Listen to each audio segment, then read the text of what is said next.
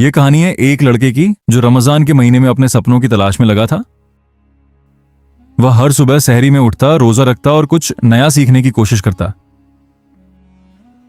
گاؤں کی چھت پر بیٹھ کر وہ آسمان کو دیکھتا اور اللہ سے دعا کرتا، میرے سپنے پورے ہو جائیں۔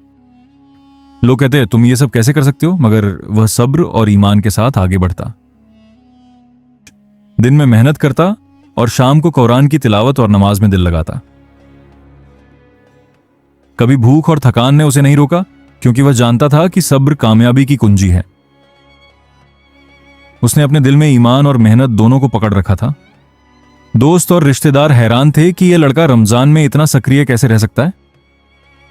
رات کی عبادت میں بیٹھ کر وہ اپنے بھوشیہ کے منصوبے اللہ کے سامنے رکھتا۔ اس نے سمجھا کہ رمضان کا مہینہ محنت، دعا اور صبر کا مہینہ ہے، کامیابی بھی انہی سے آتی ہے۔ چھوٹے چھوٹے قدم دن بدن بڑے سپنوں کی طرف بڑھاتے ہیں۔ وہ کبھی مایوس نہیں ہوا، ہر مشکل کو اللہ کی رضا سمجھ کر قبول کرتا رہا۔ لوگ جب ہنستے وہ روزے اور عبادت میں لگا رہتا، کیونکہ دل جانتا تھا کہ اللہ کے ساتھ محنت کا پھل میٹھا ہوتا ہے۔ محنت، دعا اور رمضان کے روزوں کے ساتھ ایک دن اس کے سپنے حقیقت بننے لگے۔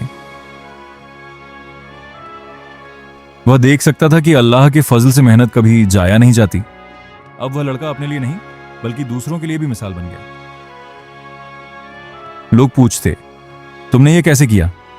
وہ مسکرا کر کہتا صبر، محنت اور اللہ کی رضا۔ اب وہ جانتا تھا کہ رمضان میں صبر اور محنت کرنے والا ہمیشہ کامیاب ہوتا ہے۔ زندگی کی اصلی کامیابی دل کی عبادت اور محنت میں چھپی ہے۔